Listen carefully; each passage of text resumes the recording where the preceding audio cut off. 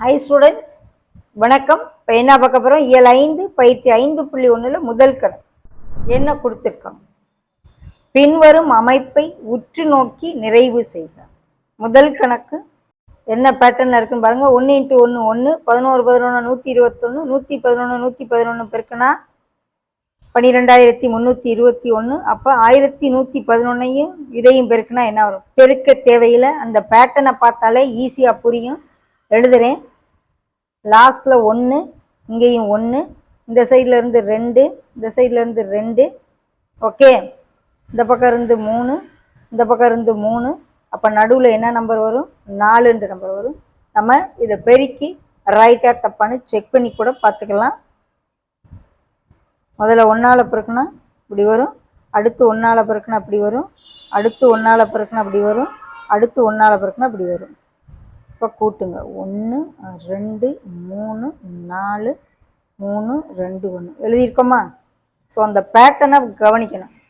இந்த சைடில் இருந்து வர வர வர ஒரே நம்பர்ஸாக வரும், நடுவில் டிஃப்ரெண்ட் நம்பர் வரும். அதுதான் அடுத்தது. அப்போ கண்ணை மூடிக்கிட்டு எழுதலாம். 1 1 2 2 3 3 4 4, நடுவில் என்ன வரும்? 5. இதுக்கு பார்த்தீங்கன்னா கரெக்டாக வரும். இதுதான் பேட்டர்ன். ஓகே, அழகாக எழுதுவோமா? 1 2 3 4 5 4 3 2 1. பேட்டர்ன் பாருங்கள், கரெக்டாக. ஓகே, முதல். இரண்டாம் கணக்கு இதை பாருங்கள். மேற்கட்டமெல்லாம் ஃப்ரீயாக இருக்குது, கீழே இருந்து இப்படி பாவம் கீழே தான் ஃபுல்லாக இருக்குது. ஸோ இந்த 3ஐயும் 6ஐயும் கூட்டினா 9 போட்டிருக்காங்க. இந்த 9ஐயும் 12ஐயும் கூட்டி 21 போட்டிருக்காங்க. ஸோ நம்ம இது ரெண்டையும் கூட்டி 15 ஃபில் பண்ணலாம். அதுக்கப்புறம் இது ரெண்டையும் கூட்டி 12ஐயும் 15ஐயும் கூட்டி 27 இங்கே ஃபில் பண்ணலாம். நெக்ஸ்ட்டு இது ரெண்டையும் கூட்டி 24 வந்துருச்சா? அடுத்து இது ரெண்டையும் கூட்டி 36, இது ரெண்டையும் கூட்டி 48.